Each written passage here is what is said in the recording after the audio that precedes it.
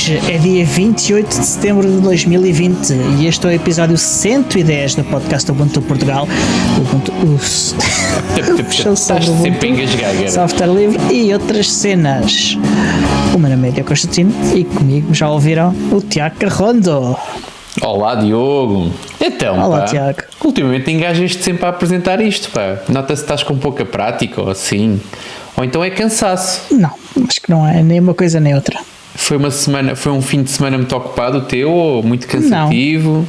Não, nem por isso. Foi. Apesar de férias também não, porque também vieste agora de férias, quer dizer, também não pode Mas ser. isso eu preciso sempre de férias.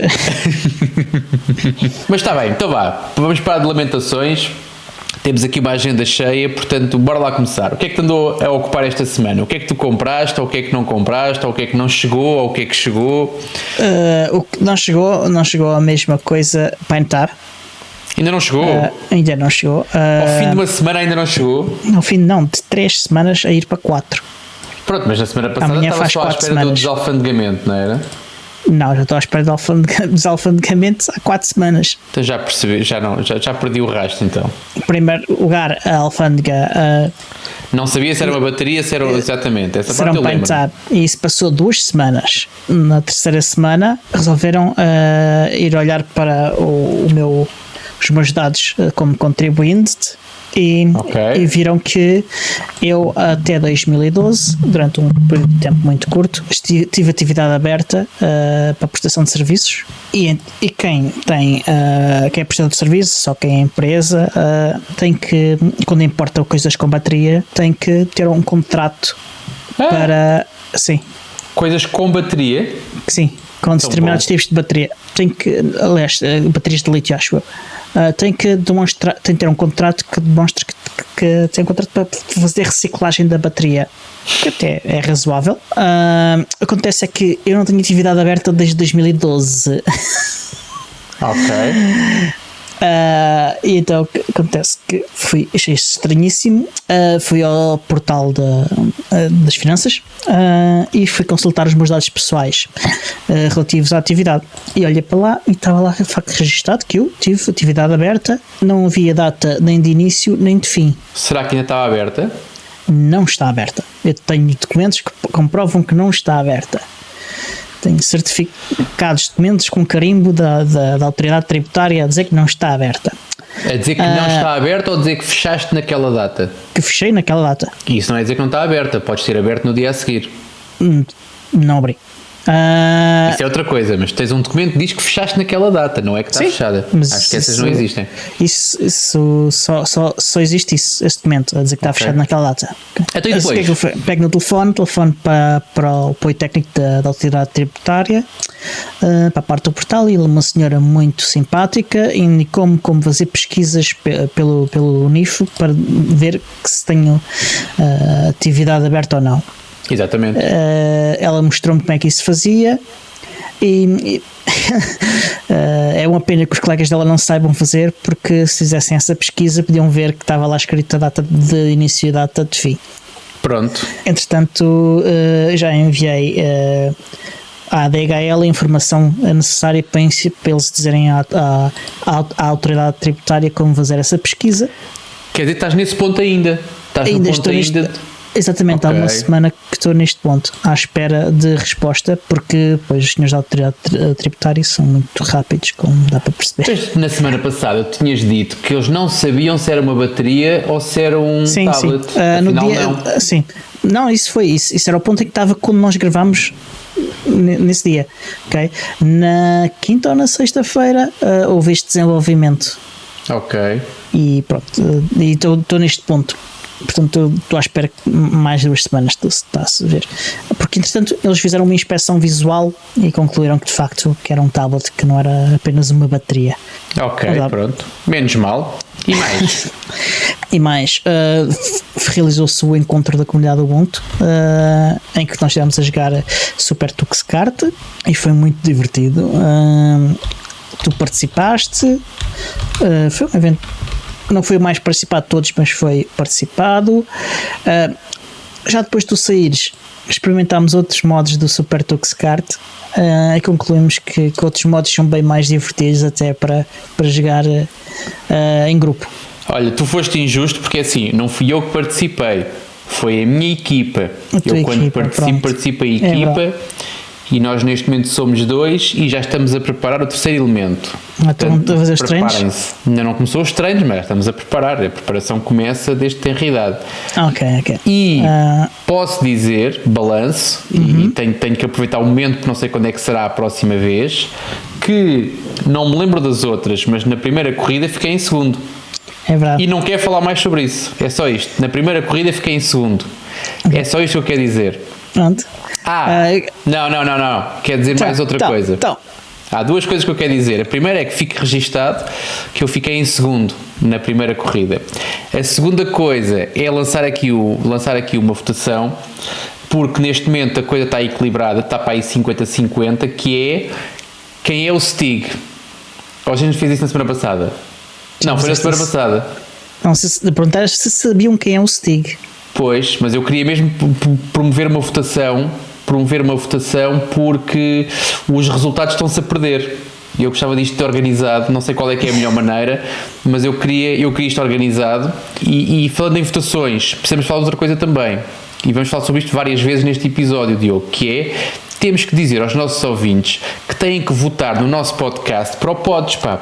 Porque assim, nós somos quem mais merece ganhar aquilo, ponto, aqui só para nós. Agora, como nós não apelamos ao voto, não somos chatos o suficiente para apelar ao voto, arriscamos a que seja outro gajo qualquer a ganhar isto. Exatamente, é importante que vocês vão a pods.pt votar, se não me engano. Sim. Nós somos péssimos nisto, pá. O problema é esse também, é que nós somos uma miséria. Eu tinha isso nas notas de um dos episódios, já removi, estou a ver que já removi. Mas nós temos vários tweets sobre isso.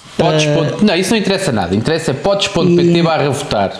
Sim, e depois escrevem lá podcast Ubuntu Portugal, é para escrever podcast Ubuntu Portugal e depois carregar no botão votar e depois repetem. Se eu preciso limpar os cookies, limpem e votem. Façam um bot, usem a vossa criatividade. Nós temos prémios para quem votar mais vezes. Tratem disso. Continua, Diogo. Já te quebrei o ritmo, podes continuar. Ok, é preciso dizer que o Tiago Carreira andou a praticar para o dia do jogo do Super Tux Karts. Atenção. Ele andou a praticar. Mas foi super divertido e se quiserem jogar outra vez digam, porque o servidor está a correr e é só uma questão de combinarmos todos e encontrarmos lá. Acho muito bem. Ele ainda me ensinou umas coisas, ensinou-os aquela coisa de derrapar nas curvas e não sei o quê. Sim. Portanto, acho que sim. Mostra espírito de camaradagem, o que é ótimo também. Sim, senhor. É assim é que devia ser sempre. Também acho que sim. Paulo disse, andei a brincar um bocadinho com SSH, uma coisa que já não fazia há algum tempo, a fazer tweaks de configurações do cliente da SSH. Ok, então. Porque vários dos clientes para quem eu trabalho têm aquilo que se chama uma máquina de salto. Exato. Ou seja, uma máquina para a qual nós nos ligamos por SSH e a partir dessa máquina ligamos ao resto da rede. Exatamente. Só que isso é um bocado chato. É um bocado chato porque tens de fazer um login e depois tens de fazer outro, e mesmo com automatização com as chaves não deixa de ser teres de fazer 2 comandos. E o SSH tem uma funcionalidade que é o proxy jump e o proxy command, e isso permite que o servidor da SSH da máquina de salto se comporte como um proxy. Okay? O proxy jump é a forma mais moderna de fazer isto. Proxy command, eu sou da velha guarda, pois eu conheço o proxy command. Sim. Exatamente. O proxy command tens de ter um comando mais complexo na configuração.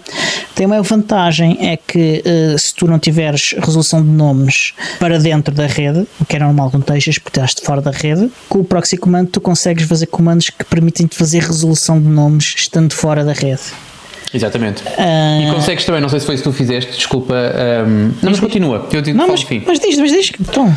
Que é, existem várias formas de fazer isso. Uma é, de facto, para quem gosta de trabalhar, é escrever o comando todo, e é de facto bastante comprido, cada vez que fazes o salto.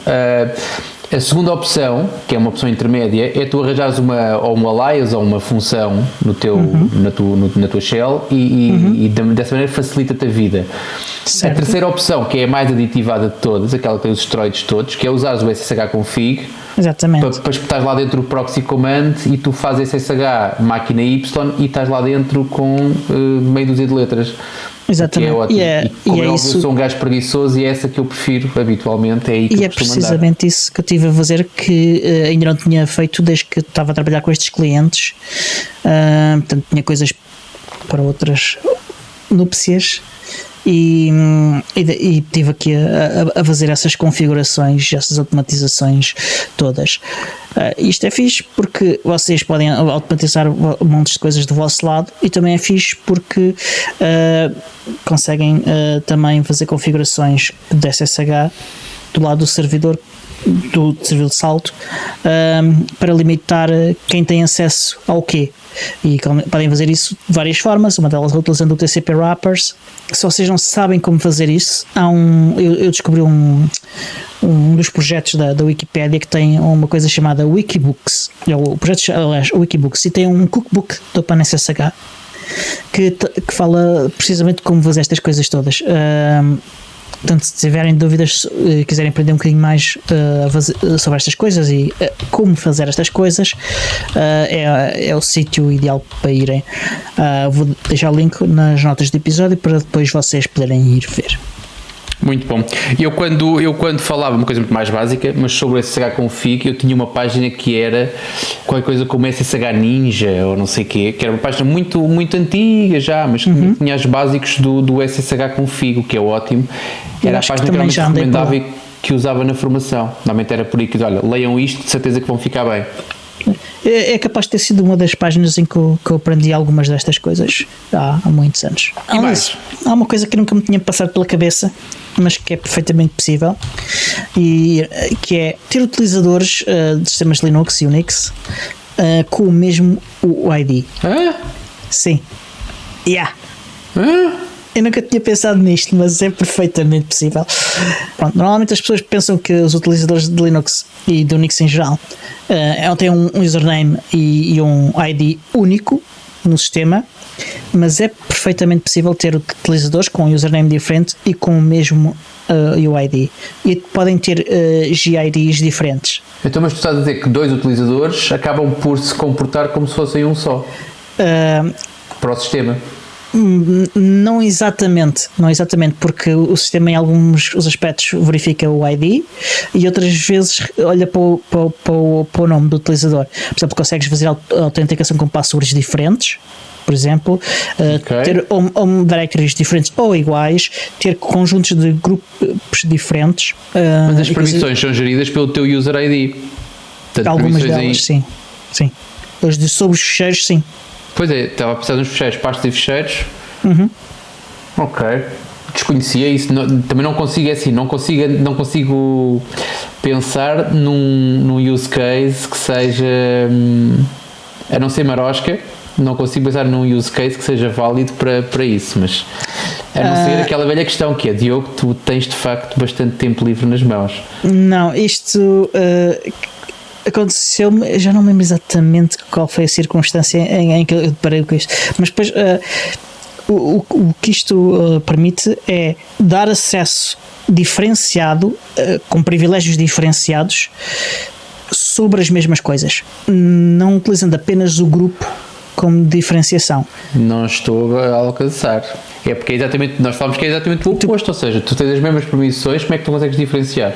Não, mas as do ID do utilizador, sim. As de grupo, podes ter combinações de grupos diferentes para o mesmo ID. Sim, mas isso já podias antes, quer dizer, tu podes ter, aliás, eu até me sinto mal estar a dizer isto, não temos de estar a fazer a mesma coisa, porque assim, tu consegues ter um user com vários group IDs, como é óbvio. Sim, mas imagina, tens um caso em que tu precisas que o utilizador tenha as mesmas permissões de utilizador sobre um conjunto de recursos do sistema, mas, por exemplo, num dos casos que acho que eles permitam ter permissões, por exemplo, para o sudo, e noutros casos não queres.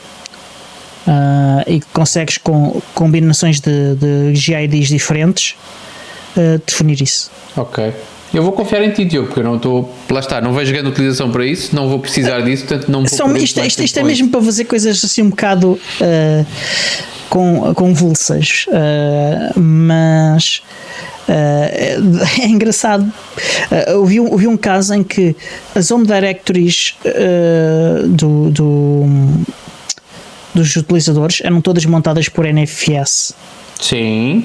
E os gajos, os utilizadores tinham máquinas todos, cada um suas máquinas, e com o mesmo utilizador, aliás, com o mesmo ID, tinham duas HOMEs diferentes. Certo.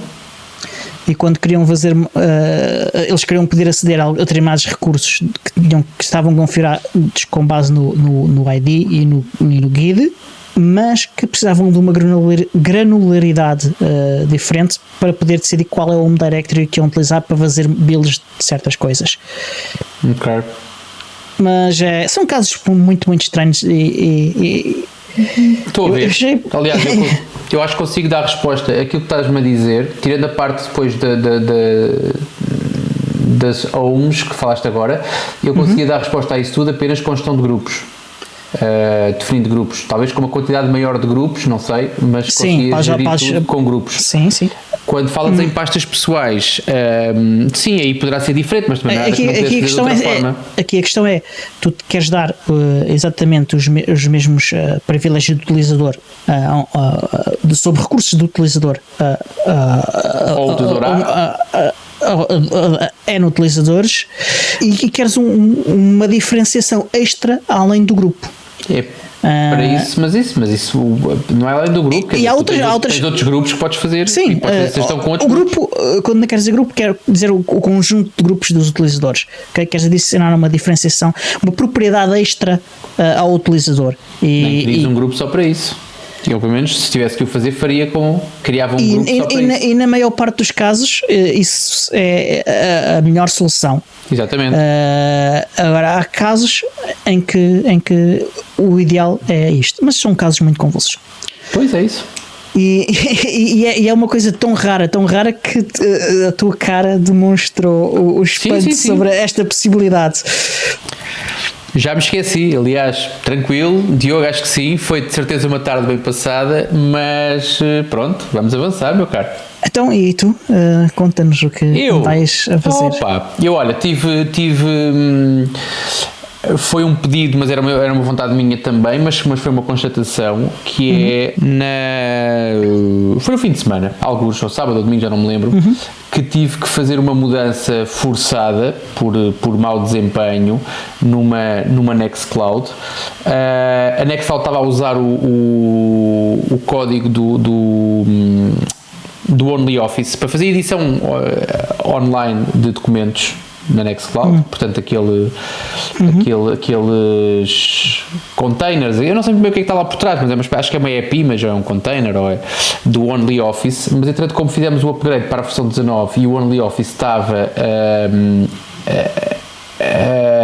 a manifestar demasiados erros, fizemos então a alteração para Colabora, uma vez que era a versão 19 e que tem aquela função rápida de clica, está feito, e então fizeram-se uma série de procedimentos numa das nuvens em particular, mas o certo é que, pelo menos o feedback que eu estou a ter, eu abri para ver se estava a funcionar e mais nada, mas dizem-me os utilizadores que lá estão, que estão contentíssimos e super agradados com a mudança de OnlyOffice para Colabora, e isso estará certamente relacionado com o facto do Nextcloud ter feito a mudança também, portanto eles inicialmente, e foi trabalho deles, com o OnlyOffice, penso eu, na versão 18 era o produto que ofereciam, mas na versão 19 eles fizeram então essa adaptação e simplificaram a instalação do Nextcloud 19, que lhe chamaram Hub, com a suite Colabora. Portanto, tenho a dizer que foi um balanço positivo, portanto não foi nada do outro mundo, não foi difícil. O código do Colabora arranca com alguma facilidade. Teste. Instala-se com facilidade, mas depois o arranque daquilo é que é um pouco mais demorado, o que me estava a fazer preocupar. Mas pronto, foi um processo tranquilo, foi só esperar o tempo de arrancar aquilo e acabou. Ainda sobre o Nextcloud, é preciso dizer que este fim de semana vai decorrer o evento anual do Nextcloud. E pelo que estive a ver na lista de convidados já anunciados, eles vão anunciar alguma coisa relacionada com a educação, porque entre os convidados está o CEO da Moodle. É uma coisa que promete. Isso era muito interessante. Exatamente. Convém balizar, não sei se tens as datas aí à mão ou não, mas quando estamos em fim de semana, quando é que começa o fim de semana Nextcloud? Eu não tenho as datas a jeito, mas o fim de semana é de 3 e 4 de outubro. Ok, pronto. Eu penso e o evento é sábado e domingo? Não tenho certeza que não seja sexta, sábado e domingo, mas sábado e domingo. Então eu dou-te tempo para tu procurares enquanto eu falo. Eu tenho que falar também de um feedback muito especial que tivemos de um ouvinte assíduo. Ele é ouvinte e patrono, ele agora acumula, portanto já é um acumulador. Mas foi alguém que teve a iniciativa, e isto eu não sei se pode parecer desadequado ou não, mas eu gostei bastante da atitude, até porque eu conseguia-me ver do lado de lá fazer exatamente a mesma coisa. Portanto, essa pessoa ouve com atenção o podcast, já teceu várias vezes comentários, umas vezes técnicos, umas vezes mais globais, sobre o ambiente que se vive, a tourada que é a gravação e cada episódio que nós publicamos, mas ele ouve com atenção e a sua sensibilidade fez-lhe reparar num pormenor, que é: eu raramente estou a gravar sem estar acompanhado de um copo, às vezes com chá, às vezes com vinho, às vezes com whisky. Não, também já foi chá, raras vezes, mas também já foi chá. Mas, por exemplo, olha, hoje por exemplo, estou a beber um belo tinto. Este é vinho mesmo, este é feito pelo meu pai. Portanto, este sei exatamente onde é que as uvas cresceram, onde é que foram esmagadas, onde é que envelheceram. Mas pronto, ele então decidiu, eu vou dizer, não vou dizer o nome, eu não sei, eu não pedi licença para usar o nome, portanto não vou dizer o nome já, posso dizer depois para a semana, até porque ele merece, pelo menos, e eu disse-lhe isso, merece uma salva de palmas, pelo menos minha. Mas ele então, assistindo a isto e tendo a facilidade de comprar alguns itens destes, a que ele chamou carinhosamente veneno, alguns venenos, telefonou-me e perguntou-me pediu-me um top, pediu-me o que é que eu habitualmente, com o que é que eu me gostava de envenenar. Eu achei aquilo tão bonito, porque é um gajo que estava não sei onde e que se lembrou, e que então neste momento há de estar, nesta altura, a providenciar uma garrafa de qualquer coisa, que eu nem sei, eu disse, olha, dei a minha opinião, mas estou completamente nas tuas mãos, portanto faz como entenderes. Mas então é alguém que vai ajudar ao bom ambiente deste podcast, financiando com combustível pelo menos para 50% das pessoas que habitualmente gravam o podcast. Acho que é uma ideia muito interessante. Interessante, encontrei... espera aí, isto para dizer que o nosso patrocínio de cerveja nunca mais aparece. É verdade, está bastante barato. Portanto, encontrei a informação. Realiza-se a Nextcloud Conf 2020 de 3 e 4 de outubro, e o tema deste ano é Home Office, como é de esperar. O que é que será? E podem acompanhar o live stream do evento, basta irem a nextcloud.com/conf-2020 e encontram essa informação e outra informação sobre o evento. Exatamente. Ainda sobre eventos, caramba, parece que são os únicos. Os eventos agora que acontecem são quase todos virtuais, não é? São quase todos em linha. Vamos ter também o Open Source Lisbon. Eu partilhei contigo hoje a lista dos primeiros 4 oradores, e temos um nome que é frequente, aliás já o citámos aqui várias vezes. Sei que tu tens uma paixão secreta por ele.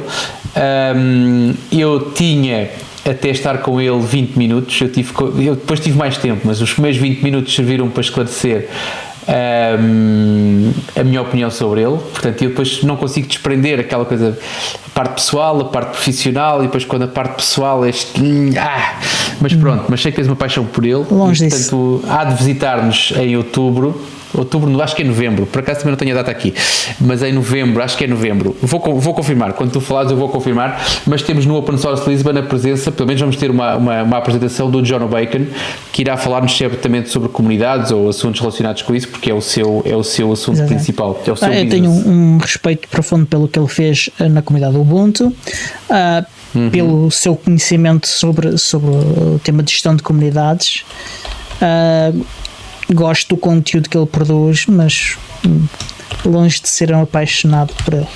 Aliás, não partilho muitas das opiniões que ele partilha sobre muitos temas, inclusive alguns destes. Será no dia 11 de novembro, portanto certamente é online, isso não é certamente, é certo que é online, mas há de ser uma plataforma qualquer e num link que a gente depois há de ter a oportunidade também de partilhar aqui, mais em cima do acontecimento. Ok, e já vamos um bocadinho. Vamos às notícias ou não? Acho que sim, acho que está na altura. Então vá. Então, olha, hoje temos tempo para notícias. Hoje, é verdade. Já estão à venda os Pine Time. O Pine Time é o relógio criado pela Pine 64, que vai servir de complemento ao ecossistema da Pine 64, que já tem tablet, já tem smartphone, já tem a portátil. Eles estão à venda em packs de 3, o que significa que têm que gastar pelo menos uns $75 mais impostos e coisas desse tipo. Mas um gajo já tem 2 braços, para que é que é comprar 3 relógios? Está a carregar o outro relógio. Vais tendo uma rotação de relógios. Eles sincronizam os dados entre os 3, é isso? Não faço ideia. Pois é, porque senão também às tantas num tens os passos de segundas, quartas e sextas, e no outro tens os passos das terças e quintas. Eu acho que os relógios não guardam dados. Eu acho que não é isso que eles fazem. Sim, só de interface depois para o equipamento principal. Eles, acho que sim, servem também para recolher dados com alguns sensores e transmiti-los para o telefone. Ok. Aquilo depois emparelha com Android, por exemplo? Há companion apps para Android, sim. Ok. E qual é que é o valor? Cada relógio são $25. Ok, portanto vais ter que gastar 75, mais portes, mais alfândega. A alfândega, tendo em conta o preço, 75 eu acho que não paga. 75 paga, garanto. Ok, então pronto. Aliás, depende, mas aquilo vem sempre por DHL, não é? Se vem por transportadora, paga sempre. Se vem naqueles pacotes almofadados, coisa e tal, às vezes para, às vezes não para. Mas se parar é para pagar. Porque eu penso que o limite está nos 40, se não me engano, ou nos 20 ou nos 40. Ok. Portanto, acima disso, o que parar paga. Muito bem. Para além disso, temos novidades da Microsoft. A Microsoft anunciou que irá começar a distribuir o Edge para Linux a partir de outubro. De que ano? Eles especificaram de que ano é? Deste outubro. E estava claro, 2020. Sim. Viste lá isso escrito? Sim. Pronto, ok, boa. Eles já têm mostrado o Edge a correr em Linux em algumas conferências. Alguns dos developers até parecem fazer apresentações utilizando o Edge para Linux. Anunciado também está que uma das funcionalidades que entusiasma mais gente, que é a sincronização de passwords e de bookmarks entre browsers, não estará imediatamente disponível. É uma funcionalidade em que eles ainda estão a trabalhar para Linux e que só irá estar disponível um bocadinho mais tarde, mas que eles estão a trabalhar ativamente nesse desenvolvimento. Também não se sabe se a aceleração 3D, ação por order, estará disponível imediatamente. Portanto, aí é mais complicado. Exatamente. Isso depois há de ser responsável pelo mau desempenho em alguns sites, em certamente. Bastantes sites, sim. E tudo que tiver vídeo também é capaz de ser um bocadinho complicado. A aceleração por hardware, pelo menos. Eles dizem que estão a trabalhar ativamente no desenvolvimento, que há coisas que não vão entrar imediatamente, mas que vão entrar posteriormente. Vantagens. As vantagens é que claramente que o GNU Linux está-se a afirmar como a plataforma mais comum, e também quando nos disseram que temos de usar Edge para ir a um site qualquer corporativo daquelas empresas que vive no século passado, vamos poder desenrascar qualquer coisa, e pelo menos fazer o mínimo essencial com o browser. Eu por acaso lembro-me de, na altura Internet Explorer, de ter que usar uma plataforma para fins profissionais. Isto já foi há uns anos, e era uma plataforma do Estado, e eu colaborava com uma entidade estatal, e tinha que ir a essa plataforma retirar alguns dados e editar outros. E então eu usava já na altura o Ubuntu com Firefox e conseguia fazer login na plataforma, não conseguia depois visualizar as tabelas, porque aquilo eram umas tabelas com informação, e apesar de eu entrar, as tabelas depois não apareciam. Portanto, eu fazia uma pesquisa e os resultados da pesquisa não apareciam.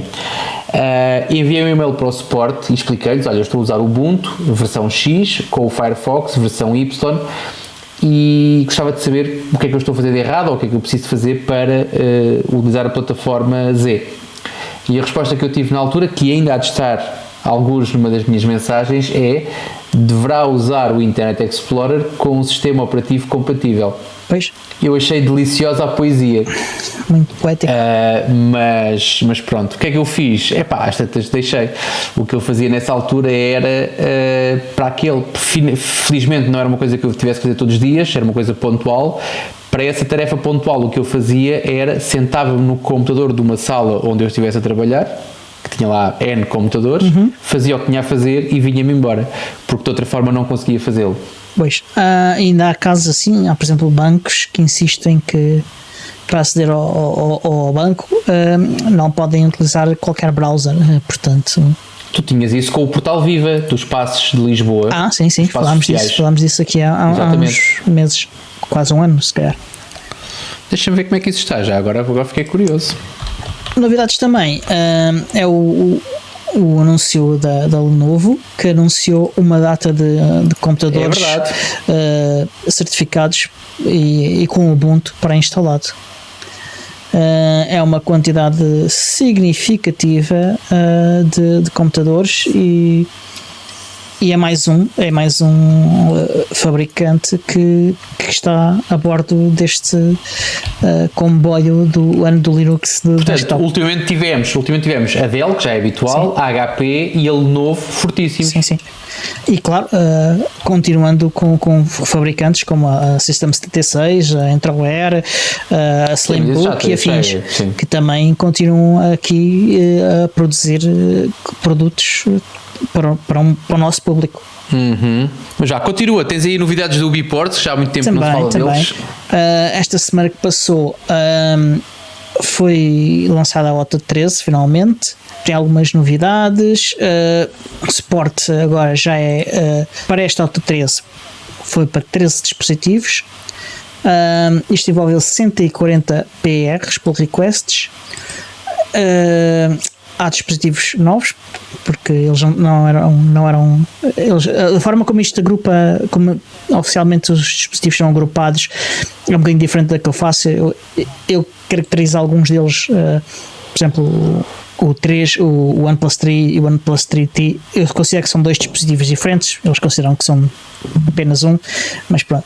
O Sony Xperia X, Sony Xperia X Compact, o X Performance, o XZ, OnePlus 3, OnePlus 3T. Portanto, há uma série de dispositivos novos, já suportados, com um estado já usável, pelo menos para muita gente. Há também uma versão nova do Qt Web Engine, que é o motor de rendering e o core do browser, Morph Browser. Isto trouxe uma melhoria de performance de até 25% em algumas coisas.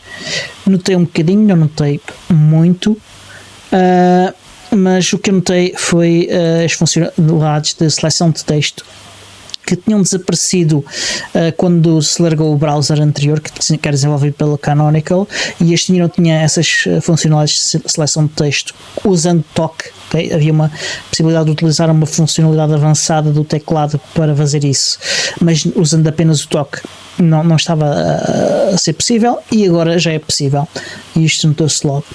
Há também a possibilidade de abrir PDFs dentro do browser, que era algo que não era possível, ouvir MP3, ver fotos e diretamente com a opção abrir com, também é possível abrir ficheiros de texto e outras coisas. Na aplicação de settings há também uma reversão de uma mudança feita pela Canonical. A Canonical tinha removido a possibilidade de ver as opções de settings apenas como ícones, okay? O que é chato em alguns dispositivos que têm ecrãs mais pequenos. E agora o que acontece é que quando os dispositivos têm ecrãs suficientemente grandes, ele mostra duas colunas. À esquerda, a coluna com a lista de tipos de definições, e à direita a coluna mostra as opções específicas de definições para o tipo de definição que nós escolhemos. Por exemplo, se escolhermos definições de bateria, na coluna da esquerda, na coluna da direita vão aparecer as opções das definições de bateria, e se há um acesso mais rápido, há a possibilidade de escolher essas definições ou de as consultar. E ao utilizar os ícones é também uma funcionalidade de usabilidade melhor, porque é mais fácil acertar em um ícone do que acertar numa lista, okay? Com os dedos. Compreendo. Portanto, temos esta melhoria que tem que ver com a reintrodução de algum código e alteração de algum código que tinha sido removido pela Canonical no fim do seu reinado do Ubuntu Touch.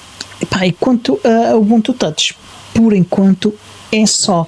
Deixa dizer que o nosso amigo Costales hoje lançou mais uma versão do Nav.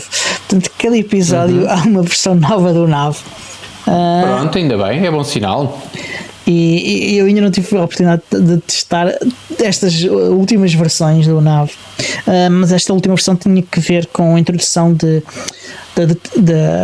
o aviso sobre radares de velocidade.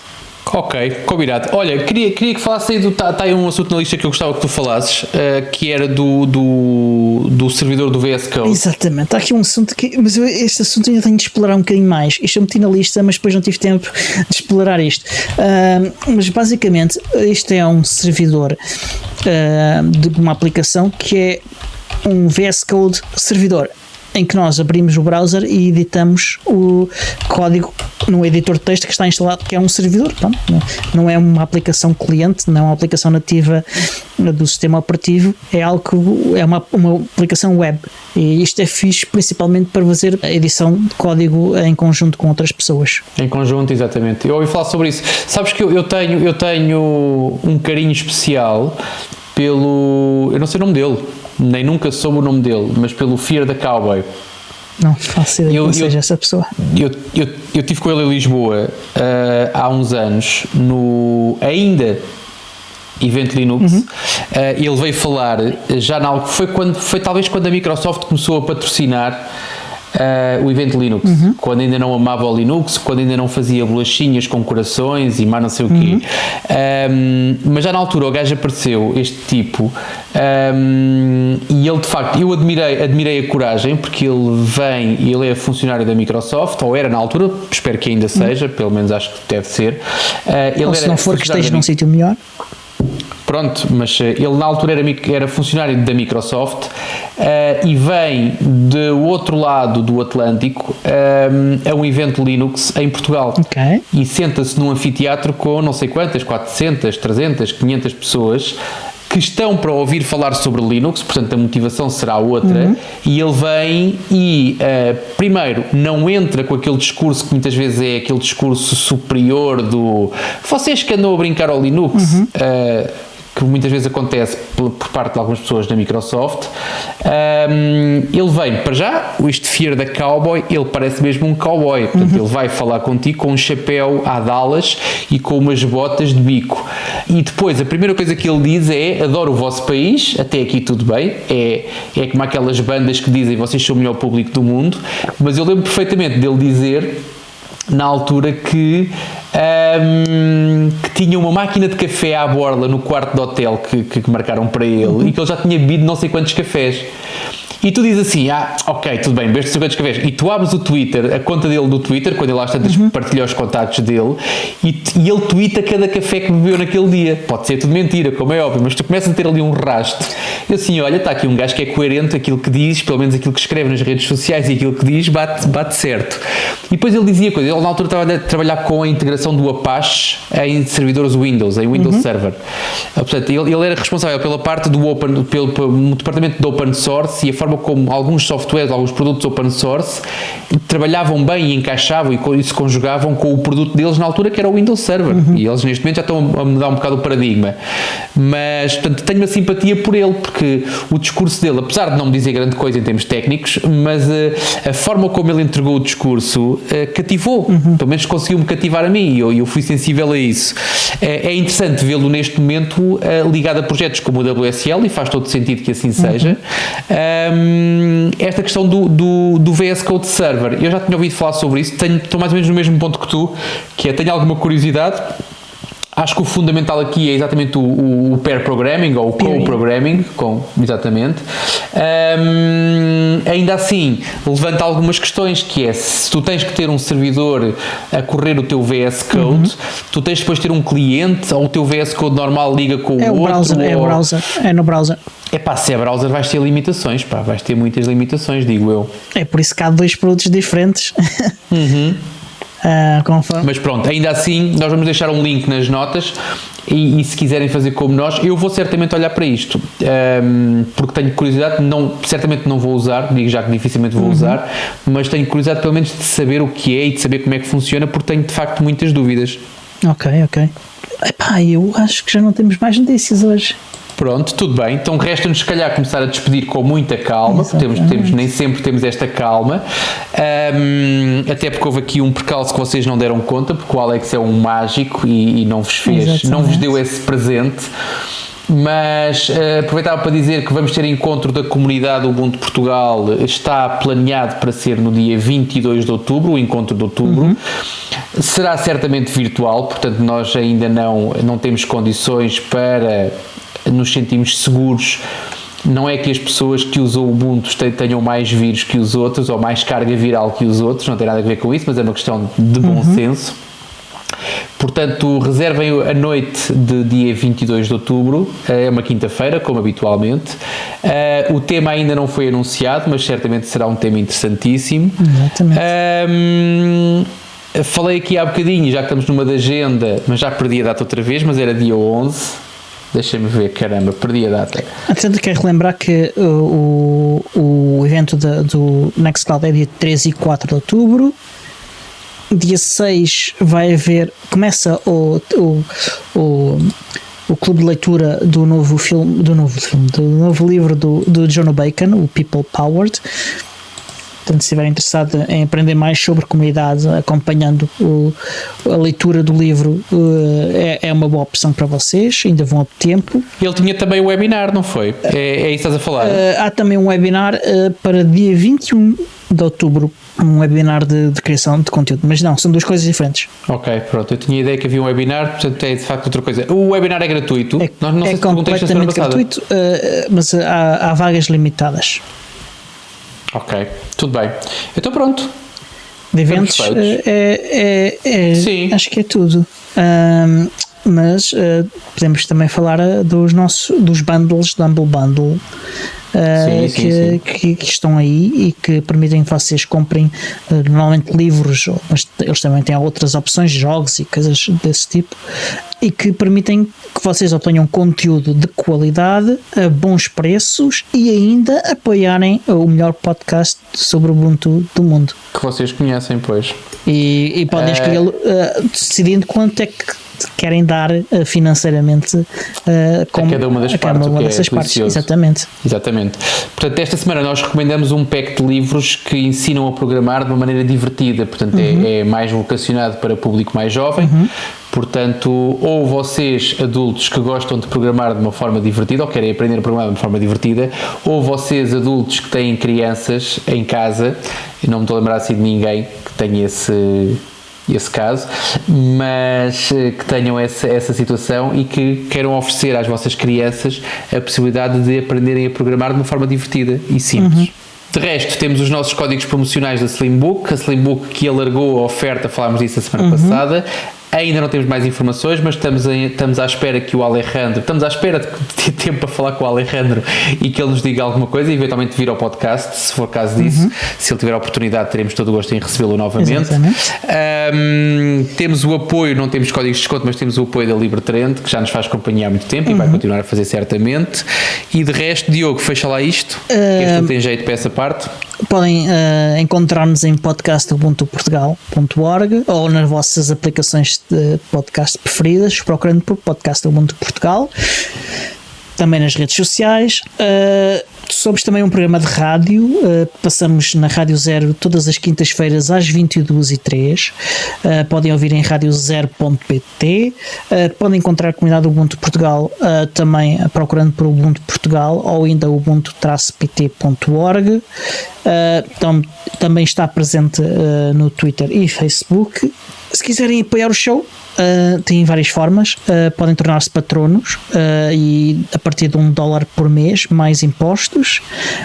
Se não tiverem esse dinheiro disponível, e é totalmente justo que prefiram gastar o vosso dinheiro de forma mais apropriada, podem também simplesmente partilhar a existência do podcast com os vossos amigos ou os links que nós publicamos para os episódios nas redes sociais, e é também uma forma muito boa de apoiar o show. Votem em nós no Pods. Exatamente, vão a pods.pt/votar e escrevam Podcast Ubuntu Portugal e carreguem no botão votar muitas vezes. Sim. E o show é produzido por mim, Diogo Constantino, pelo Tiago Carrondo e editado pelo Alexandre Carrapiço, o Senhor Podcast. Até à próxima.